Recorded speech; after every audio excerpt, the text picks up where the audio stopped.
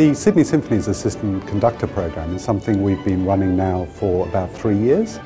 What we're looking for is a young Australian who has the potential to become a world-class conductor on the highest international level in the future. It's a fantastic opportunity to be Associate Conductor of the Sydney Symphony. Amazing opportunity. Nick Carter was our first Assistant Conductor. He joined just over 2 years ago.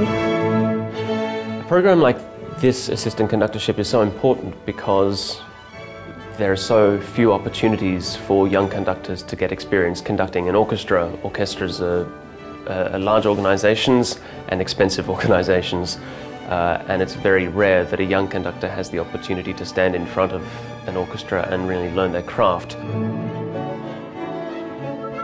Credit Suisse as our premier partner are extremely important to this program, and really they help to make it happen, both through their financial contribution obviously, but also through providing the non-musical skills that are really necessary in today's world to be able to thrive and succeed as a conductor. The mentoring that Nicholas and I have been involved in has been, I think, just very fruitful for both of us. I mean, Nicholas is a very impressive young man. He's someone who has a lot of authority, and that's even without a baton in his hand. It's really fascinating to talk to David and talk to him about his experiences, particularly when he was younger, when he was my age, and the challenges that he came across. I have no doubt that Nick is really on the path now to international success.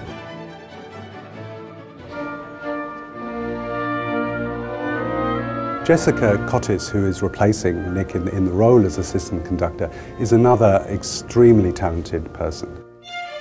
I have no doubt this will be an enormous and great experience for her in her own career. A program like this is hugely important to the development of any conductor.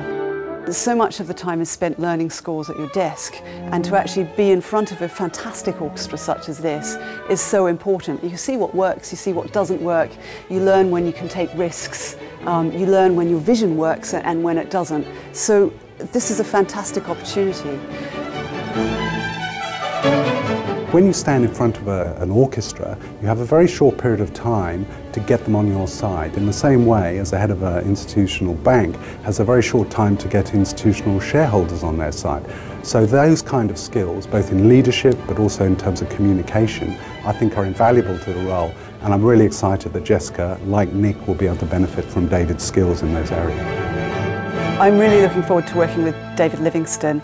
I think a huge part about conducting is being a leader and making people want to come with you.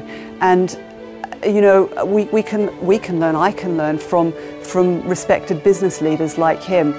For me, I think the other unique thing in this position, apart from obviously being able to appoint a woman to the role, is we're really pleased about as well.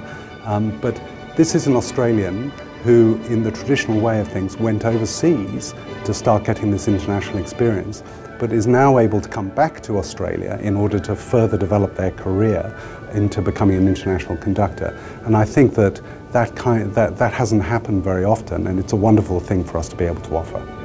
Part of the reason why I'm so delighted to be appointed to this post is it feels like a homecoming. I've been away, I've been abroad for quite a few years now, and to come back to Australia to work with an Australian orchestra, with Australian musicians, I can't tell you how exciting and how wonderful that is.